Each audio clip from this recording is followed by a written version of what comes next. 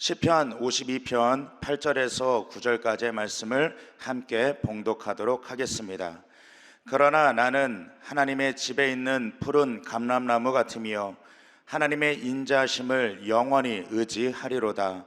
주께서 이를 행하셨으므로 내가 영원히 주께 감사하고 주의 이름이 선하심으로 주의 성도 앞에서 내가 주의 이름을 사모하리이다. 아멘. 저는 이 시간 우리가 함께 봉독한 시편 52편 8절에서 9절의 말씀을 가지고 함께 따라 하실까요? 믿음으로 견뎌내기. 믿음으로 견뎌내기. 네, 믿음으로 견뎌내기, 이와 같은 제목으로 여러분과 함께 은혜를 나누고자 합니다. 이제 제목만 두고 보면은 믿음으로 견뎌낸다고 하는 것이 여러 가지 상황을 만들어낸다는 것을 우리는 알 수 있습니다. 고난과 어려운 가운데 있을 때에 문제 앞에서 내가 믿음으로 견뎌내는 것을 이야기할 수도 있을 것이고요. 그런데 오늘 이야기하고자 하는 주제는요, 이런 문제와 어려움, 그 중에서도 인간관계 안에서 나에게 찾아오는 나의 삶의 대적자, 악인이라고 하는 사람을 만나게 되었을 때에 내가 어떠한 믿음과 어떠한 중심을 가지고 견디며 이겨나가야 하는지, 그 인간관계 안에서 믿음으로 견디는 것들을 우리가 함께 나누고자 합니다. 제가 이제 휴일이나 시간이 있을 때에 아이들을 데리고 놀이터나 키즈카페에 갈 때가 있습니다. 그때 이제 아이들을 풀어놓고 너희들 재밌게 놀아 라고 얘기하고 저는 잠깐 앉아서 아이들이 노는 모습을 구경하지요. 그때 참 신기한 광경 하나를 목격하게 되는데, 이런 상황입니다. 제 딸아이가, 이제 둘째가 6살인데 성격이 되게 활발해요. 엄마의 얼굴을 하고 성격은 저를 닮아서요, 때로는 왈가닥이기도 하고 좀 어떨 때는 좀 승질이 있는 모습이, 좀 이런 모습이 있을 때도 있습니다. 그런데 이 아이를 풀어놓고 재밌게 놀아라고 얘기하면은요, 기존에 먼저 놀고 있었던 아이들의 무리에 이렇게 다가갑니다. 그리고 당당하게 물어봐요. 자기와 체구가 조금 비슷해 보이면 너 몇 살이야? 그럼 이야기하죠. 나 6살인데. 그래? 나도 6살인데 우리 친구 할까? 그리고 또 둘이서 신나게 놀아요. 그리고요, 조금 있다가 보면 그 친구를 저한테 데려옵니다. 그리고 저에게 소개시켜줘요. 아빠, 얘는 누군데 6살이래. 그래서 우리 친구하기로 했어. 그래? 그래, 그러면 재밌게 놀아 라고 얘기하고, 또는 또 그 아이들을 이제 또 더 재밌게 놀라고 또 보내지요. 그리고 쉬는 모습을 보면서 저도 나름 노는 모습을 보고 저도 쉬는 시간을 좀 갖곤 합니다. 그렇게 이제 놀이터에서 시간을 다 보내고 이제 집에 갈 때쯤 되면은, 하윤아 집에 가자 라고 하면은 정말 가기 싫어해요. 더 놀고 싶어 하죠. 그래도 아니야, 오늘 빨리 집에 가서 밥 먹어야 돼, 엄마 기다리고 있어 라고 얘기하면은 아쉬운 듯이 그 친구에게 이야기합니다. 친구야, 내일 또 만나. 언제 봤다고. 그 정말 친한 친구는 친한 관계가 되어서 또 내일 또 만나자라고 하는 인사를 나누고자 합니다. 그 모습을 바라보면서 참 느끼고 생각하는 지점이 있어요.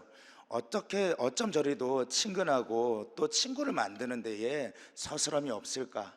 또 쉽게 친구를 맺고 또 친한 관계를 만들면서 또 내일 만나자라고 이야기를 할 수 있을까?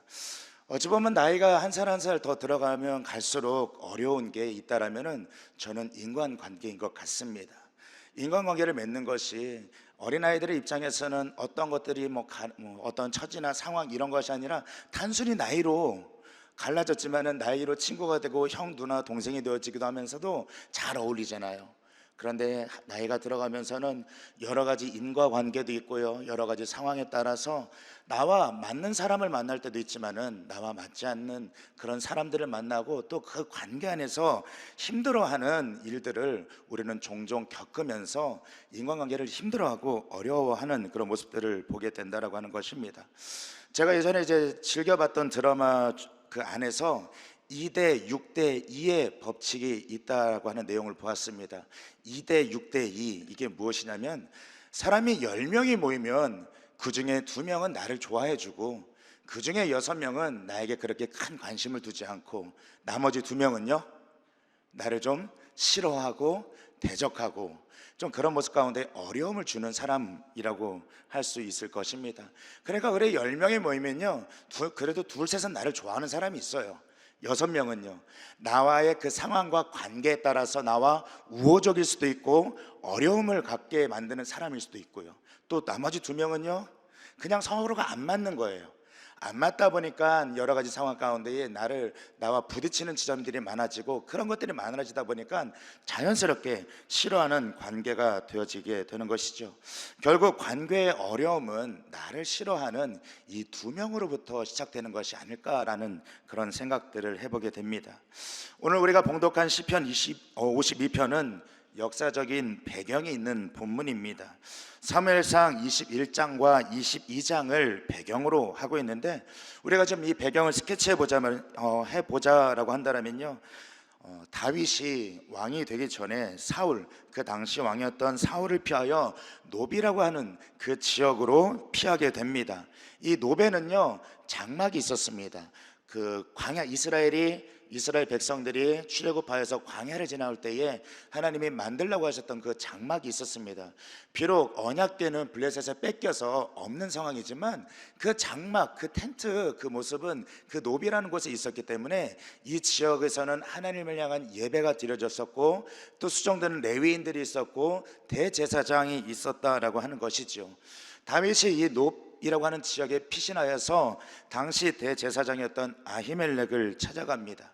그리고 그 아히멜렉에게서 하나님께 진설해 드렸던 진설병과 그 다음에 골리앗의 칼을 제공받게 되는데, 이 모습을 도액이라고 하는 사울의 목자장 중에 한 명인 에돔 사람 도액이라고 하는 사람이 그것을 보고 사울 왕에게 보고하는 일이 발생됩니다. 그러니까 도액이라고 하는 그 인물을 통해서 고발당하게 된 것이죠, 다윗이. 이로 인해서 놉이라고 하는 그 놉 땅에 있었던 제사장 85명이 죽임을 당하게 되고요, 더 나아가 제사장만 죽은 것이 아니라 그 땅에 거주하고 있었던 남녀노소 모든 사람이 죽임을 당하는 비극적인 사건이 발생하게 되는 것입니다.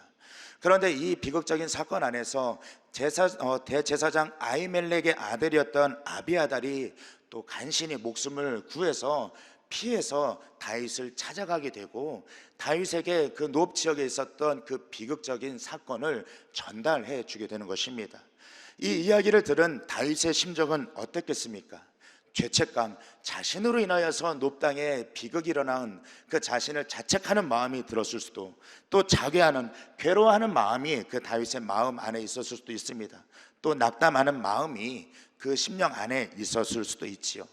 하지만 다윗은 그 소식을 듣고 그 낙담과 자괴하는 마음과 죄책하는 그 마음이 드는 과정 가운데서도 하나님을 의지하는 그 믿음을 통하여서 이겨내겠다라고 하는 다짐, 그 하나님을 향해서 고백하고 있는 것이 시편 52편의 고백이라고 하는 것입니다.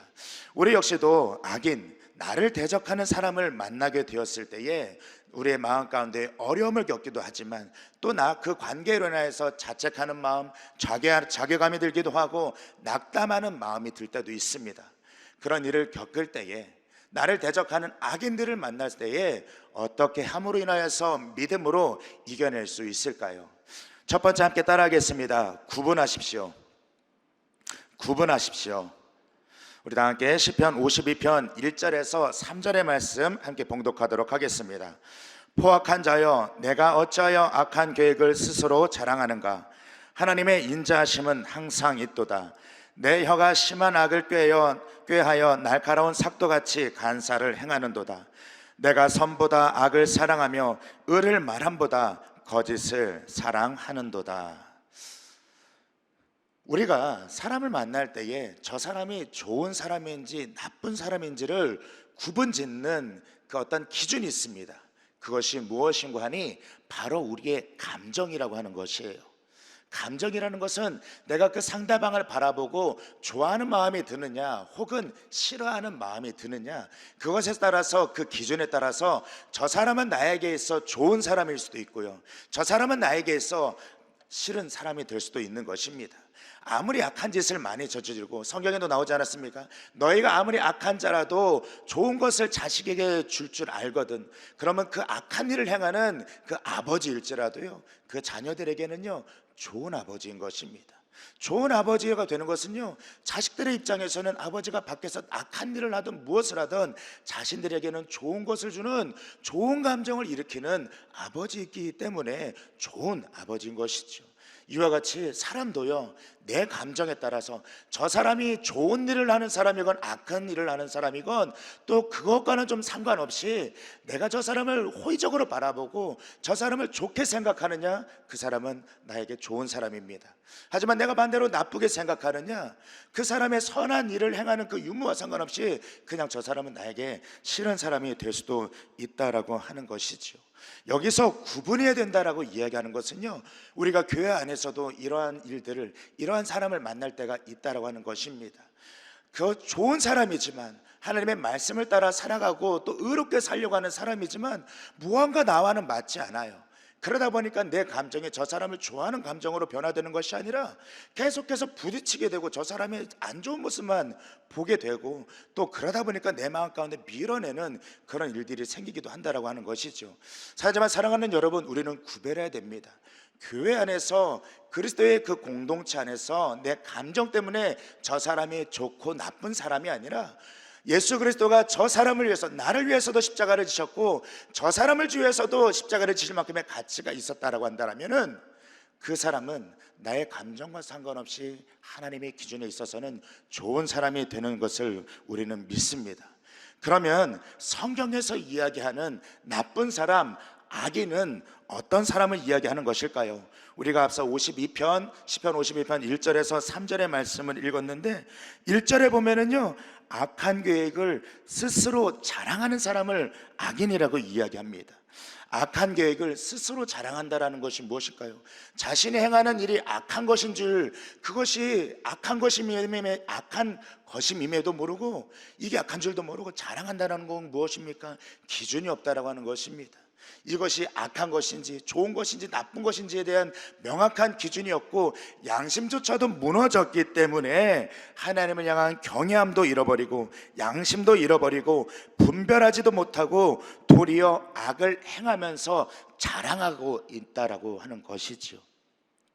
그렇기 때문에 악을 계획하고 스스로 자랑하는 자는요, 내가 연약하고 부족하여서 그 악에 넘어짐으로 인해서 어쩔 수 없이 악을 행하는 자가 아니라 악을 행해서 스스로 나아가고 있는 사람이라고 정의할 수 있는 것입니다. 그러면 악을 스스로 계획하고 자랑하는 자, 그 다음은 무엇일까요?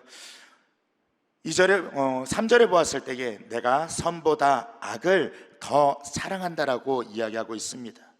선보다 악을 더 사랑하는 것으로 인하여서 악을 향해서 그 걸음을 옮기는 자, 그렇게 걸음걸음을 나아가면서도 자기가 이것이 어떠한 일인지를 못하고 어떠한 일인지를 알지 못하고 계획하고 스스로 자랑하는 자를 성경은 악한 자, 악인이라고 이야기하고 있습니다. 그 마지막 세 번째로 2절의 말씀을 보면요, 내 혀가 심한 악을 꾀하여 날카로운 삭도같이 간사를 행하는도다. 혀를 사용하는 것에 있어서 남을 해하고 악한 것을 꾀함으로 인하여서 죽이는 말을 좋아하고 죽이는 말을 행하는 그것을 행하는 사람을 향하여서 성경은 말로 무기를 삼는 자, 악인이라고 이야기하고 있는 것이죠. 그러면 다윗의 대적자, 다윗을 고발하였던 도액은 어떠한 사람이었을까요? 여기에 해당되는 사람이었기 때문에 다윗은 하나님을 향해서 악인을 고발하면서 도액이 이와 같은 자라고 이야기하고 있는 것입니다. 우리가 다른 면으로 본다면요, 도액은 충성스러운 사람일 수도 있어요. 높당의 비극을 만들어 오고 비극을 스스로 행한 자였지만 사울 왕, 당시 왕 앞에 충성됨으로 왕이 원하는 것을 이야기하였고 대답하였고 왕이 명령한 것을 행한 사람이 도액 아니었습니까? 그렇기 때문에 그런 모습을 본다면 도액에 대한 평가는 달라질 수 있지만 성경에서 이야기하고 있는 것은 도액은 악한 계획을 스스로 자랑하는 자였고 그가 행하는 것을 선보다 악을 더 사랑하는 자였고 말로 무기 삼음으로 인하여서 의인을 더욱더 악한 꾀로 인하여서 어려운 가운데 끌어가는 자였기 때문에 도액은 악인이라고 이야기하고 있는 것입니다. 도액의 목표가 무엇이었을까요? 다윗을 왜 고발하였을까요? 다윗을 고발하고 고소하는 것으로 인하여서 다윗을 제거하는 것으로 인하여서 어쩌면 그 자리를 탐하고 스스로가 그 자리에 올라가고 싶어하는 욕망과 그 욕구를 갖고 있었던 것이 도액일 수도 있습니다. 그러면 그 욕망과 욕구가 다윗으로 멈춰졌을까요? 다윗을 제거하였다면 도액의 다음 목표는 무엇이 되었을까요? 당시 왕이었던 사울왕의 그 자리를 놓고 그가 스스로 권무술수를 펼쳐가면서 그 자리를 탐하며 오르기 위하여서 악인의 행동을 스스로 행하지 않았을까요? 그런 모습을 보았기 때문에 다윗은 하나님을 향하여서 하나님, 악인을 벌하여 주십시오, 이렇게 얘기하면서 도액의 그 면모를, 악인이 행하고 있는 그 면모를 고발하고 있는 것입니다. 그렇기 때문에 우리는 악인을 구별해야 됩니다. 단지 내 감정의 그 기준이 아니라 성경의 말씀의 기준으로 보았을 때에 이 사람의 행하는 그 모습이, 나아가는 그 목표가, 나아가는 그 걸음이, 사용하는 그 말이 어디에 있느냐를 따라서 구별함으로 인하여서 내 스스로를 점검하고 지켜나갈 수 있어야 하는 것입니다. 그렇기 때문에 사랑하는 여러분, 내 삶에 나와 맞지 않는, 나를 어렵게 하는 그런 사람들을 만났을 때에 구별하는 여러분 되시기를 예수님의 이름으로 축원드립니다. 두 번째입니다. 함께 따라 하시겠습니다. 나 자신을 점검하십시오. 나 자신을 점검하십시오. 사랑하는 여러분, 하나님은 이렇게 악인이라고 고발된 그 악인을 어떻게 대하실까요?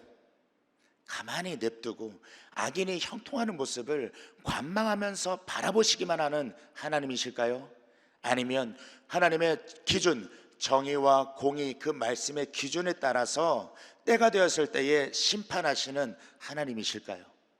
우리가 알고 있는 것처럼 하나님은 사랑과 은혜의 하나님이시기도 하지만 공의와 정의의 하나님, 심판하시는 하나님이십니다. 하나님께서 그러한 악인을 어떻게 대하시는지를 시편 52편 5절의 말씀에 기록하고 있습니다. 우리 함께 봉독하겠습니다. 그런즉 하나님이 영원히 너를 멸하시며 너를 붙잡아 내 장막에서 뽑아내며 살아있는 땅에서 내 뿌리를 빼시리로다. 그런즉이라고 표현하면서 악인이 이러한 일을 행하는 그 이유로 말미암아서 그런즉 하나님이 그 악인을 면하시며 악인을 붙잡으시고, 왜 붙잡으십니까? 보호하시고 인도하시기 위해서 붙잡으시는 것입니까? 아닙니다. 악인을 붙잡아서 그 장막에서 뽑아내며 살아있는 그 땅에서 뿌리채 뽑아내시기 위해서 악인을 붙잡으시고 심판하시겠다라고, 하나님은 악인을 이와 같이 대하시는 공의와 정의의 하나님이라고 다윗은 고백하고 있습니다. 그럼 하나님이 악인의 그 형통함을 바라보시는 하나님이 아니라 반드시 심판하시는 하나님이라고 한다면, 그 심판의 모습을 보고 있다면 우리는 그 모습을 보면서, 하나님의 심판을 바라보면서 어떻게 나 스스로를 점검하고 지켜나갈 수 있을까요? 6편의 말씀을 보면요, 의인이 악인이 심판당하는 것을 보고 두려워한다라고 기록하고 있습니다.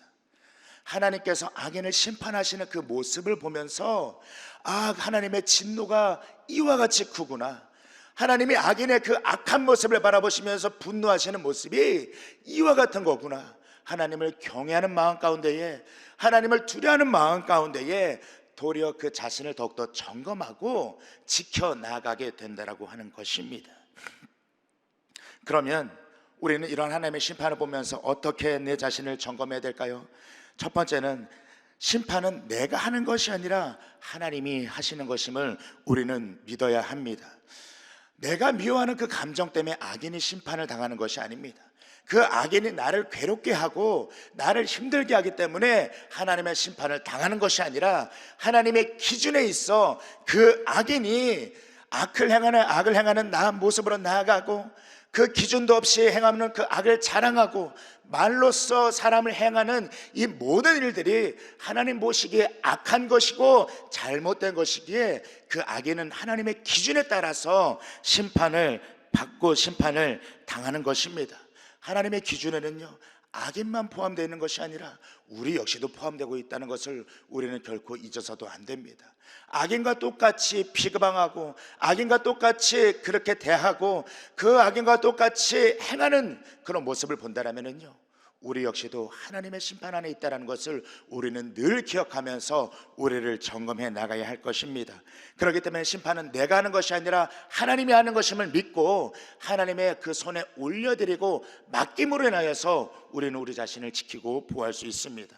두 번째는 하나님의 때는, 하나님의 때에 그 심판의 때는 내가 하는 것이 아니라 하나님의 때가 분명히 있다고 하는 것을 믿어야 한다라고 하는 것입니다. 인간은 조급합니다. 인간은 내가 기도한 것이 바로 응답받기를 원하고, 내가 바라고 구하는 것들이 바로바로 즉시 즉각적으로 응답받고 이루어지는 것을 원합니다. 나를 괴롭게 하고 힘들게 하는 사람이 하나님의 심판을 받는 것에 있어서도 하나님 지금 당장 저 사람을 벌해주세요, 하나님 지금 당장 저 사람을 심판해 주세요. 어쩌면 우리는 한 심판의 때도 우리가 결정하고 하나님 지금 당장 이루어주세요 라고 떼쓰며 애쓸 때도 있습니다. 하지만 분명한 것은 심판의 때는 하나님의 시간 안에 있다라고 하는 것입니다. 우리는 그런 과정 가운데에 인내하면서 하나님의 때를 바라보면서 내 자신을 지켜나가면서 하나님 앞에 바로 서는 것들을 통하여서 우리 자신을 점검할 수가 있습니다. 그런 믿음 가운데에 또 내 자신을 점검하는 하나님의 시기와 하나님의 때와 하나님의 기준 가운데에 맡겨드리고 또 내 자신을 점검하며 말씀 가운데에 무장함으로 믿음으로 견디며 이겨내시는 여러분 되시기를 다시 한번 예수님의 이름으로 축원드립니다. 그러면 마지막 세 번째로 믿음으로 어떻게 해야 견딜 수 있을까요? 함께 따라 하시겠습니다. 기도하십시오. 기도하십시오. 우리 다 같이 시편 52편 8절의 말씀 함께 봉독하도록 하겠습니다. 그러나 나는 하나님의 집에 있는 푸른 감람나무 같으며 하나님의 인자하심을 영원히 의지하리로다. 아멘. 다윗이 지금 이러한 고백을 하고 있는 것은요, 어떠한 다윗이 지금 처한 상황과 환경과 문제와 어려움들이 해결되어지고 난 이후에 나는 하나님을 향해서 이와 같이 할 것이다 라고 고백하는 것이 아니라 어려운 그 과정 가운데에 대적이 나를 고통스럽게 하고 나를 힘들게 하고 내 마음의 죄책감과 자괴감과 책임감이 무너지는 그 마음이 들 때에 하나님을 더욱더 바라보면서 의지함으로 인하여서 하나님, 나는 야훼 하나님을 더욱더 의지하는 그 믿음을 가지고 나는 버틸 것입니다, 견딜 것입니다 고백하고 있는 것입니다. 그러면 다른 말로 이 고백은 무엇이겠습니까? 하나님을 향하여서 기도하면서 버티고 견디고 있다라고 하는 것입니다. 우리는 늘 우리의 마음의 밭이 좋았으면 하는 그런 생각을 갖고 있습니다. 늘 우리의 마음의 밭이 좋아서 이 밭에 심겨진 하나님의 말씀이 날마다 30배, 60배, 100배 이상의 결실을 이루어가기를 원하고 늘 좋은 마음의 밭을 유지하면서 늘 하나님의 뜻을 이루어가는 것을 소망하고 바라보며 또 믿음을 지켜가면서 살아가고 싶어 하지요. 그런데 곰곰이 제가 묵상을 하면서 생각해 본 것이 무엇이냐면요, 좋은 밭에는요 좋은 열매도 자라지만요 잡초도 무성히 자란다라고 하는 것입니다. 왜? 그 밭 자체가 좋은 밭, 많은 양분을 가지고 있는 밭이기 때문에 좋은 것이 심겨지면 더 좋은 것들도 열매 맺게 되지만요, 나쁜 것들도 심겨지면 잡초도 무성하게 자라게 되는 것이죠. 그러면은 좋은 열매와 잡초가 그 좋은 밭에 같이 자라고 있다라면은 어떻게 해야 될까요? 좋은 농부는요 거름을 맨다고 하잖아요. 잡초를 그 밭에서 뽑아내고 좋은 양분을 그 좋은 씨앗에게 더 공급함으로 인하여서 더 좋은 결실을 이루어가는 것이 좋은 지혜로운 농부라고 할 수 있을 것입니다. 우리 역시도 우리의 마음에 그 밭을 경작해 나갈 때에 우리가 좋은 농부라고 한다면 우리 마음 가운데에 사단이 들어와서 그 마음 가운데 미움을 심어놓고 갈 수도 있는 것이고, 내 인간적인 감정 안에서 누군가를 바라볼 때에 싫어하는 마음과 그 욕구 가운데에 저주하는 말, 싫어하는 말, 악인과 똑같이 행하는 그런 모습이 있을 때도 있습니다.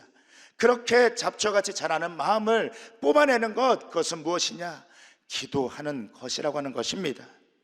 우리가 관계 안에서 그 사람에게 매여 살지 않고 자유로울 수 있다면 좋겠지만 우리의 의지는 너무나 부족하고 연약하여서 엎드려질 때 넘어질 때가 너무나 많이 있습니다. 그럴 때 우리가 어떻게 함으로 이겨낼 수 있을까요? 어떻게 하면서 견뎌낼 수 있을까요? 내 감정과 내 의지를 의지하는 것이 아니라 하나님을 의지하는 것이고, 하나님 앞에 의지한다는 것은 기도함으로 엎드리며 하나님의 도우심, 그 붙드심을 바라보며 인내하고 이겨나간다라고 하는 것입니다. 우리의 삶에, 내 삶 가운데 악한 자가, 대적자가 찾아오고 또 대적자가 있을 때에 그 사람에게 매어 사는 것보다 그 악한 자를 하나님께 맡겨드리고 약한 자에게서 자유로운 그 기도를 통하여서 그 약한 자에게 매이는 것이 아니라 하나님께 매이는 것을 통하여서 믿음으로 견뎌나가는 여러분 되시기를 예수님의 이름으로 축원드립니다.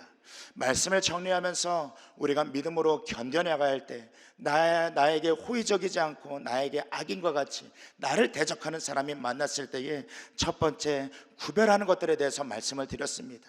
내 감정, 내 의지가 아니라 성경의 말씀에 기준이 비추어서 그 악인이 어떤 일을 행하는 악인인지, 그리고 두 번째로 나 자신을 점검하라고 함께 말씀을 나누었습니다.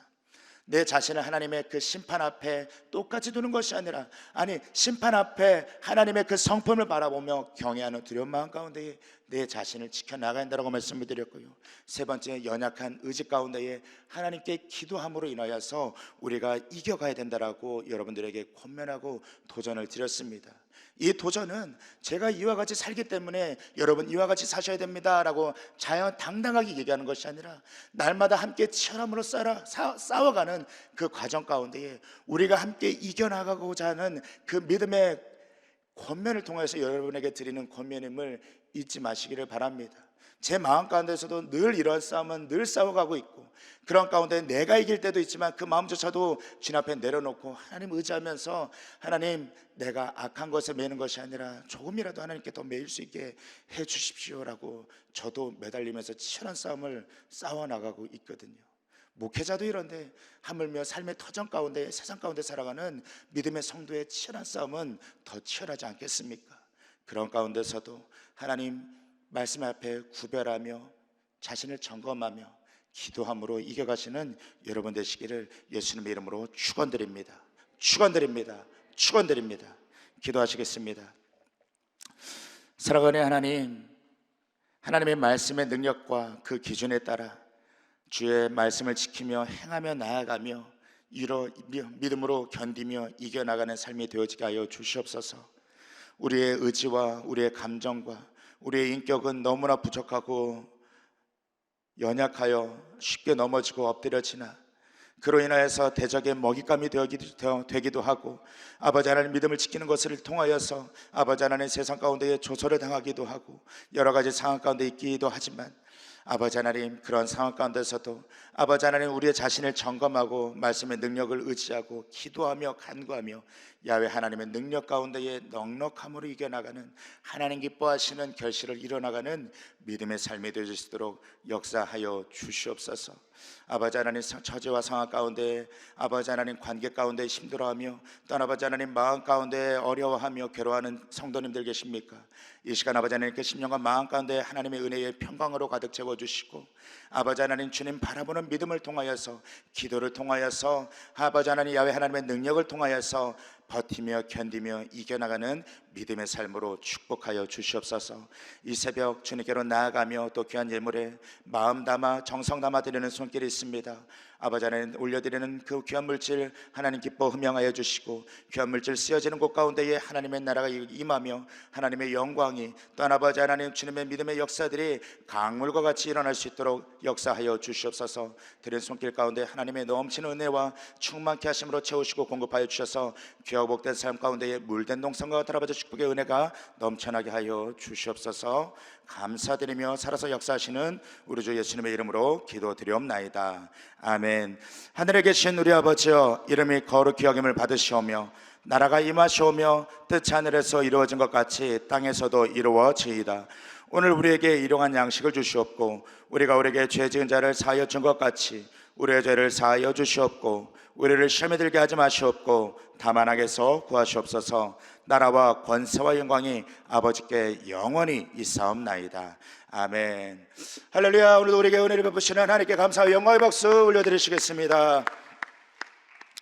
이제 이 시간 우리가 함께 기도할 때에 나라와 민족을 위하여서 또 여의도 순복음교회와 또 교단 이끌고 계신 이영훈 대표총회장 목사님의 목회 사역을 위하여서, 또 우리 여의도 순복음 분당교회와 황선욱 담임 목사님의 목회 사역과 또 교회 주의 몸된 교회 가운데에 주의 종들과 재직들과 또 우리가 파송한 네 분의 선교사님의 선교 사역을 위하여서 이 시간 우리가 가지고 나온 문제와 또 성령 충만 받기 위하여서 주님의 다 같이 주님의 성호 뜨겁게 세 번 부르짖고 간절한 마음으로 함께 기도하며 나아가시겠습니다. 주여, 주여, 주여.